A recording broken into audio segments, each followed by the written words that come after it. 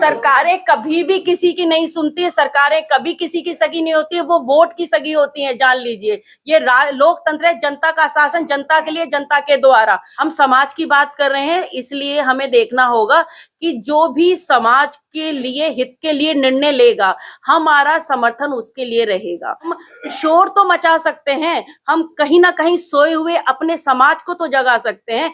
हो सकता है एक वोट से सरकार बनती भी है और एक वोट से सरकार गिरती भी है। ऐसे बहुत हमारे जन पे पहली बार भी रिजर्वेशन नहीं मिला। रिजर्वेशन किसको मिलेगा? रिजर्वेशन राशन देने का काम नहीं करता। रिजर्वेशन आपको नॉलेज देकर एजुकेशन के बाद अपने स्टेटस को बनाने की बात करता है। जो सरकारें, चाहे वो भारतीय जनता पार्टी की सरकार हो, चाहे कांग्रेस की सरकार हो, चाहे आम आदमी की पार्टी की सरकार हो, जो हमें अधिकारों से वंचित रखने का काम करती है, उनको सबक सिखाने का समय आ गया है।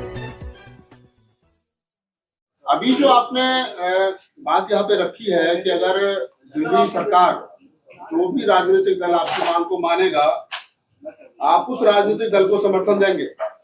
जैसा कि आपने कहा कि हमने हरियाणा में कांग्रेस की सरकार को बनते बनते गिरा दिया और बीजेपी की सरकार वहाँ बीएससी समाज ने बनवा दी।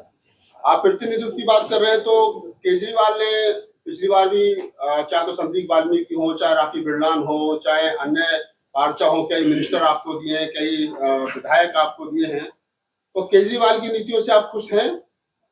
अगर वो ये घोषणा कर देते हैं कि हम जो सुप्रीम कोर्ट का निर्णय है वो लागू कर देंगे सरकार बनने के बाद, तो क्या आप केजरीवाल के साथ जाना पसंद करेंगे या बीजेपी, क्योंकि आपकी पुरानी सहयोगी पार्टी रही है हरियाणा से? तो बीजेपी अगर ये घोषणा कर देती कि हरियाणा की तर्ज पे दिल्ली में सुप्रीम कोर्ट के फैसले के वर्गीकरण को लागू करेंगे, तो सुप्रीम कोर्ट के आदेश को, तो आप बीजेपी के साथ जाना पसंद करोगे? अभी आपकी किन राजनीतिक दलों के साथ बातचीत चल रही है? देखिए, अभी हमारी किसी से कोई वार्ता नहीं है। हमारे लिए पार्टी से बड़ा समाज है। जो हमारे समाज के हितों की रक्षा करेगा, हम उसी पार्टी की तरफ चले जाएंगे। हम किसी भारतीय जनता पार्टी, किसी कांग्रेस या किसी आम आदमी पार्टी के हम एम्प्लॉय नहीं है, हम उनके डेडिकेटेड वर्कर नहीं है। हम वर्कर हैं तो सोसाइटी के हैं। जिधर सोसाइटी का लाभ होगा हम उधर जा सकते हैं। तो अभी फिलहाल आपने किसी राजनीतिक दल से बातचीत की है, दबाव बनाने की कोशिश किया? अगर कोई राजनीतिक दल आपकी बात नहीं मानता तो क्या करेंगे आप लोग? जो हमारी बात नहीं मानेगा, जो हमारी बात नहीं सुनता, वो हमारा कैसे हो सकता है? चुनाव का बहिष्कार करेंगे? नहीं, बहिष्कार भी नहीं होगा। वोट डालने की चीज होती है। वोट साहब, आप थोड़ा सा बताएं। सवाल यही निकल करके आता है कि आप फिलहाल आप किसी राजनीतिक दल के संपर्क में भी नहीं है, दबाव बनाने की प्रक्रिया में भी नहीं है, तो अगर आपकी बात को ना तो आम आदमी पार्टी और ना ही कांग्रेस और ना ही बीजेपी सुनती है चुनाव से पहले, तो क्या आप कोई आंदोलन करेंगे? क्योंकि चुनाव में ज्यादा समय है नहीं। देखिए, बीएससी समाज जो वंचित समाज है, वो एक जाति की हम बात नहीं कर रहे हैं कि ये आपने जिनों का नाम लिया कि वो एक पर्टिकुलर जाति की बात कर रहे हैं। किसी एक को बहुत ज्यादा दे देना और बाकियों को बिल्कुल उससे वंचित कर देना हमारा उद्देश्य नहीं है। हमारा मकसद है समानता को समान रूप से लागू किया जाए, चाहे कोई भी राजनीतिक दल है वो लागू करे। सभी जातियां, जो भी हमारे वंचित समाज की जो जातियां, सभी को समान रूप से प्रतिनिधित्व मिले राजनीतिक रूप से। हम जहाँ पे शिक्षा की बात कर रहे हैं, जहाँ पर हम नौकरियों की बात कर रहे हैं, लेकिन सबसे ज्यादा हमारा नेतृत्व करने वाले स्ट्रॉन्ग कैंडिडेट हमारे विधानसभा और लोकसभा में नहीं होंगे, तो हमारे हितों के साथ कॉम्प्रोमाइज लगातार हो रहा है और फिर होता ही रहेगा। चाहे वो अरविंद केजरीवाल जी हो, कोई भी पॉलिटिकल पार्टी हो। मैं कोई स्पेसिफिकली किसी पॉलिटिकल पार्टी की कार्यकर्ता नहीं हूँ या मैं किसी की विरोधी नहीं हूँ। हम समाज की बात कर रहे हैं, इसलिए हमें देखना होगा कि जो भी समाज के लिए, हित के लिए निर्णय लेगा, हमारा समर्थन उसके लिए रहेगा। पहली बात। दूसरी बात, आपने कहा कि अगर वो नहीं करते हैं, देखिए जितना योगदान हम वोट देने में भी बड़ी भूमिका निभाता है और वोट ना देने से दूसरे के पाले में दे देने में भी बहुत बड़ी भूमिका निभाता है। प्रतिपक्ष भी मजबूत किया जा सकता है। हमें यदि अगर जो वर्तमान में चाहे दिल्ली सरकार है या केंद्र सरकार है, यदि वो हमारे इस फैसले को लागू नहीं करते और हमारे परिप्रेक्ष्य में निर्णय नहीं लेते या अपने एजेंडा में हमको शामिल नहीं करते। हम एक बहुसंख्यक की बात कर रहे हैं। हम अपने विभाजित समाज को विभाजित जिन लोगों ने कर दिया है, रिजर्वेशन अंडर रिजर्वेशन कर दिया है, जो समृद्ध लोग हैं उनके बीच में पैसे के आधार पर उन्हीं में मतलब अधिकारों को देने की बात करें, हम उससे अलग हट के बात करें। यदि दिया जाए तो ऐसे लोग, ऐसे समाज के लागे लाया जाए जो आर्थिक रूप से भी मतलब कमजोर हैं और वो प्रतिनिधित्व करना चाहते हैं लेकिन पैसे की राजनीति नहीं कर सकते। तो ये सब चीजों को देखने के पश्चात कैंडिडेट, लोकतंत्र में कैंडिडेट बहुत महत्वपूर्ण भूमिका निभाता है। तो अगर कैंडिडेट भी ठीक होना चाहिए, ऐसा नहीं कि हमारे समाज से पांचों के लिए बराबर। तो सवाल क्या है जो मुद्दा आप लोगों ने उठाया है, वो हम ये मैं है वही कि- बताने वाली हूँ कि हम विरोध में है। हम जो अभी एक आंदोलन की जहाँ पे बात की, हम जो 2 तारीख के बारे में मतलब देवदास जी ने बात कही है, हम दिखेगा नहीं तो बिकेगा क्या? आप तो मीडिया से हैं, जो दिखता है वो बिकता है।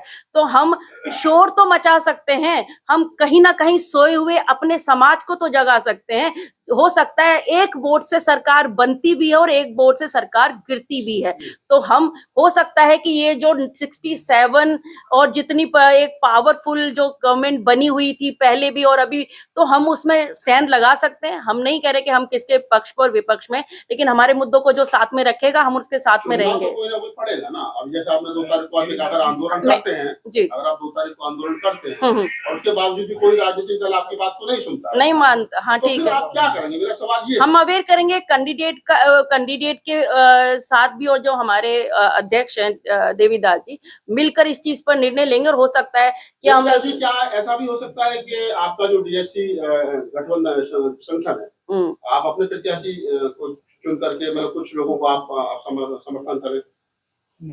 नहीं, हम अभी और राजनीतिक रूप से चीजें तो शायद नहीं, हम नहीं करना चाह रहे। यदि कोई पॉलिटिकल पार्टी आपसे वार्ता नहीं करती तो क्या निर्णय लेंगे? मैंने जो भारतीय जनता पार्टी का आपको रेफरेंस दिया है, वो इसलिए नहीं दिया कि हम भारतीय जनता पार्टी के साथ जुड़े हुए या हम उनके डेडिकेटेड हैं। हमने भारतीय जनता पार्टी का रेफरेंस आपसे इसलिए दिया है कि हरियाणा में जो सपोर्ट किया, हरियाणा में डीएससी जब इतनी ताकतवर थी कि उन्होंने सत्ता को बदल दिया, और जब सत्ता को और किसी को सत्ता में ला भी सकते हैं तो सत्ता से हटा भी सकते हैं। अभी बात हुई थी, एक वोट की भी बड़ी वैल्यू होती है। राजस्थान से सीपी जोशी होते थे, एक वोट से चुनाव हार गए थे, वो मुख्यमंत्री पद के दावेदार थे। अब अटल बिहारी वाजपेयी जी की बात कीजिए, एक वोट से सरकार गिर गई थी उनकी। तो वोट की बड़ी कीमत है। और जो आप कहते हैं कि कोई दल नहीं आएगा, नहीं आए। जब हम इसको नेशनल वाइड एग्जीक्यूट कराने के रास्ते पर चल रहे हैं, कहीं हमें टकराना पड़ेगा, कहीं किसी को स्वीकार करना पड़ेगा। रही बात जिन बच्चों की और जिन महिलाओं की आप बेआबरू होने की बात कर रहे हैं, हमारे हरियाणा के जिलों में हमने इस प्रथा को बहुत सख्ती से विरोध किया है। यदि आपको मैं हरियाणा की बड़ी घटनाओं की बात करूं, 2007 में गोहाना अग्निकांड हुआ था। उस समय हमारे कुछ लोग उसको लीड कर रहे थे। जब 2010 में मीरपुर घटना हुई थी, उसको हमने लीड किया था और उसका परिणाम सारा देश देख रहा है। हम ये राजनीतिक परिप्रेक्ष्य के लिए हमने यहाँ पर ये रखा है। इस समय एग्जैक्टली हमारे सामने क्या है, ये बहुत सारे हमारे समाज के मुद्दे, आज के नहीं सदियों के बहुत मुद्दे, और इस मुद्दों पर सामूहिक रूप से क्रियान्वयन करने की जरूरत है। आप भी उसका हिस्सा है, मैं भी उसका हिस्सा है, एक व्यक्तिगत रूप से, ठीक है। और बात यहाँ पे एक वाल्मीकि समाज की बात नहीं है, बात है वंचित समाज की। जहाँ पे बाबा साहब अम्बेडकर की बात करी, अगर वो अपने महार समाज के लिए करते तो शायद हम लोगों के लिए कुछ नहीं होता। वो किसी एक समाज के परिप्रेक्ष्य नहीं है। आर्थिक रूप से जो वंचित समाज है, हमारी सबसे बड़ी विडंबना हमारी अर्थव्यवस्था के अंदर हमारी भागीदारी ना होना है। हमारी अर्थव्यवस्था के अंतर्गत हम आर्थिक रूप से कमजोर होना हमारी सबसे बड़ी पीड़ा है, इसलिए हम वो चीजें नहीं कर पाते हैं। आज हमारे बच्चे के साथ जो दुर्व्यवहार होता है या बेटी के साथ दुर्व्यवहार होता है, क्योंकि वो जानते हैं कि ये आर्थिक रूप से ज्यादा मजबूत नहीं है, इसलिए ये ज्यादा परिपेक्ष और ज्यादा विरोध नहीं कर पाएंगे। हमें पॉलिटिकल बेस क्या है? हाँ, आपके आगे तैयारी क्या है? yes. उसी पे मैंने क्वेश्चन किया। राजनीतिक तैयारी डेफिनेटली हर चीज, आज का जो चुनाव है ना जी, आज का चुनाव में यहाँ हमने प्रेस कॉन्फ्रेंस करी है, इसकी भी पूरी व्यवस्था करने में भी पैसा खर्च होता है। हमारा समाज बहुत ज्यादा गरीब है, वंचित को वंचित रखा गया है, रिजर्वेशन के अंदर अंडर रिजर्वेशन, कुछ बहुत अच्छे से स्ट्रांगली आगे बढ़ गए और बाकी का समाज को धक्का मार के पीछे कर दिया गया है। तो जब तक हम सब मिलकर एक रूप से एक दूसरे का सपोर्ट नहीं करेंगे, बिना अपने बेसिक इंटरेस्ट को भूलकर, हम आर्थिक इंटरेस्ट को भूलकर का सपोर्ट करते हैं, तो डेफिनेटली हम साथ में आ पाएंगे। जब मैं की बात करेंगे तो हम कुछ नहीं पा पाएंगे, चाहे वो हमारा इस्तेमाल कल भी करते रहे थे, हम गुलाम कल भी थे, आज भी और कल भी रहेंगे, मैं गारंटी से कह सकती हूँ। जब तक आप और मैं सब आ नहीं पाएंगे, हम आ नहीं पाएंगे। मैं कंप्लीट कर दूं सर, कि वो हम राजनीतिक रूप से देखेंगे, क्योंकि हम आर्थिक रूप से मजबूत, आज राजनीति ना सस्ती नहीं रह गई है, आज राजनीति बड़ी महंगी हो गई है। कहीं पर भी जाना है वो महंगा हो गया है, कहीं पर भी चाय पिलानी हो पीनी है वो भी महंगी हो गई है। भूखे पेट भजन ना हो, गोपाला वाली बात है। तो हमें ये चीज को देखना पड़ेगा। अभी पहले हम डिमांड करें, पहले हम एंट्री लेंगे, मजबूती से एंट्री लेंगे और एंट्री मतलब अपने लोगों को भेजेंगे, फिर अपनी पार्टी की हमारे सामने माननीय काशीराम जी ने एक बहुत बड़ी मतलब चीजें हमारे सामने रखी। अनफॉर्चुनेटली हम फेल्ड हैं, हमें वो चीजें नहीं हो पाई मजबूती से। हमें वापस से उसको रीजनरेट करने की जरूरत है, उसके अंदर जान फूंकने की जरूरत है, हमें समाज को एकत्रित करने की, जो हम एकत्रित करने की कोशिश कर रहे हैं। अब यहाँ पर यह है कि बार्गेनिंग कंडीशन में आना बहुत जरूरी है। मतलब ये जरूरी नहीं है कि भाई किसको जिता रहे किसको नहीं, हम जी एक पार्टी के एक कैंडिडेट को जिताने की बात करें, हम उस कैंडिडेट को सपोर्ट करेंगे। हम उसके अगर उस क्षेत्र की जहां पर है, हम उस पर्टिकुलर कैंडिडेट को चयनित करेंगे। अगर कोई पार्टी नहीं समझ, क्या वो कैंडिडेट हमारे समाज की बात को रख सकता है? तो हम डेफिनेटली वर्क है। अभी हम पार्टी हमारी नहीं, तो we should need to work as a bargaining condition. मैं as a professor, as a activist, मैं चीज को सभी लोग, आप कई सारे भाई बंधु मेरे को बहुत अच्छे तरीके से जानते हैं, ठीक है। मैं एक जाति की बात नहीं करती हूँ, मैं सर्व समाज की बात कर, सर्व समाज मतलब हमारा बहुजन समाज। तो इसलिए जो भी राजनीतिक रूप से अभी होगा, हम उसमें देखेंगे। हम मानते हैं कि ये समाज बहुत महत्वपूर्ण समाज है और इसकी ताकत है, और इस ताकत को इसने हरियाणा में भी दिखाया है। जो आपने बताया 2007 से जो मूवमेंट चला, वो हम आपका समझ रहे हैं, बहुत वाकई में काबिल तारीफ है। मेरा सवाल ये है कि वाल्मीकि समाज से अलग इसमें और कौन कौन से समाज है जिनको आप लेकर चल रहे हैं, वो कौन से समाज है और उनके कौन कौन से लोग आपके साथ में है, और दिल्ली के अंदर उनकी क्या हिस्सेदारी की बात आप लोग कर रहे हैं? तो मैं चाहता हूँ कि उस पर आप कोई बात बोलिए जी। आपका जो सवाल है, मैं पहले अपनी पहचान आपको बता दूं। मैं डॉक्टर कश्मीर सिंह खुंडा पंजाब से हूं, और जो सुप्रीम कोर्ट ऑफ इंडिया में लड़ाई लड़ी गई, उसमें मैंने और हमारी जो टीम है उसने बहुत बड़ा जो काम किया। पहले तो बात जो आपकी बात में आपने बात की डीएससी में कौन कौन सी जातियां आती है। पहले तो आप ये समझ लें कि this is the class not caste. जो according to the constitution of India, इसके जो रिगार्डिंग जो फैसला आया है, इसके रिगार्डिंग ये फैसला है कि जो डीएससी में आती है वंचित जातियां, मतलब शेड्यूल्ड कास्ट में और शेड्यूल्ड ट्राइब्स में वंचित जातियां हैं, जिनको प्रॉपर जो सर्विसेज में जितनी इनकी जो संख्या है, इनकी जो पॉपुलेशन है, उसके अकॉर्डिंग, और जो इकोनॉमिकली बैकवर्ड है शेड्यूल्ड कास्ट में, मैं आपको बता रहा हूँ, और शेड्यूल्ड ट्राइब्स जो पीछे लोग रह गए हैं, उनको प्रॉपर हिस्सेदार नहीं मिली है। उन लोगों के लिए जो फैसला कॉन्स्टिट्यूशन बेंच ने दिया था 1 अगस्त 2024 में। अगर आप बात करें, मैं एक संदर्भ में, एक पंजाब में जैसे अभी एक ग्रुप है 2 जातियों पर, वैसे 39 कास्ट है पंजाब में, शेड्यूल्ड कास्ट है, वहां पे शेड्यूल्ड ट्राइब्स नहीं है।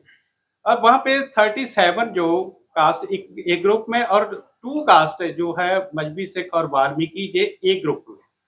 जो वाल्मीकि और मजबी कास्ट है ये एक ग्रुप है। और जब हमने, आप हैरान होंगे समूह पत्रकार साहिबान, जब हमने affidavit supreme court of India में दिया, तो पंजाब में ये 1975 से ये रिजर्वेशन विद इन रिजर्वेशन वहां पे चल रही थी, अभी भी चल रही है।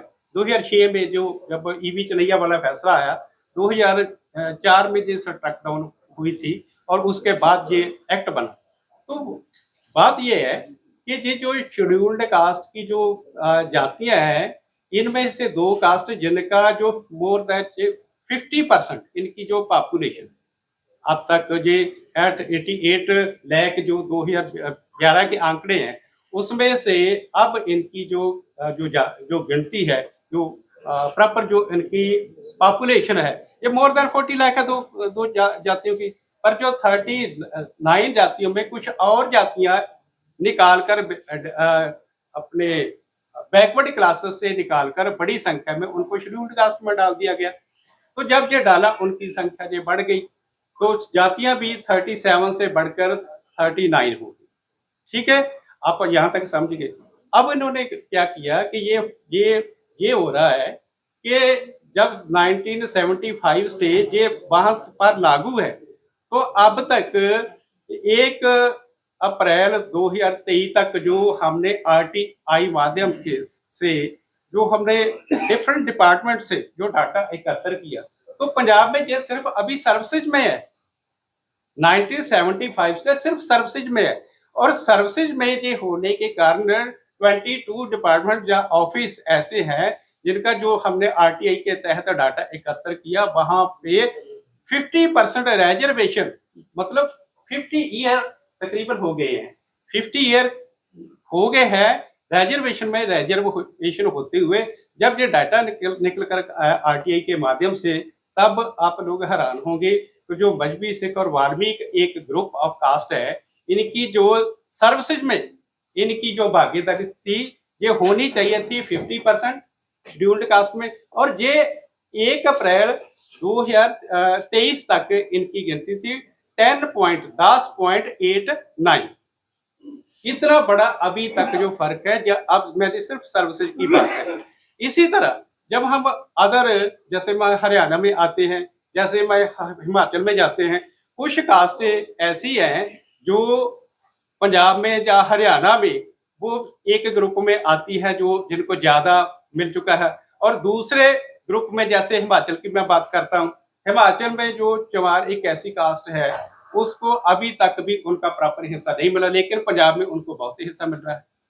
ठीक है ना। तो ये किसी स्टेट में इनकी जो भागीदारी है और किसी स्टेट में इनकी जो संख्या है, ये डिफरेंट है, और ये स्टेट टू स्टेट ये डिफर करती है। सरदार जी, एक सवाल है कि आपने कहा कि कौन सी जाति मतलब आर्थिक आधार पे आगे निकल गई, क्या कोई डेटा है इस प्रकार के जिससे ये हो सके कि कौन ने, चमारों ने कितना खा लिया, वाल्मीकि ने कितना खा लिया, अन्य मजूसियों ने कितना खा लिया? मैंने अभी आपको ऐसा कुछ ऐसा डेटा है? अभी आपको तो मैंने दिया डाटा।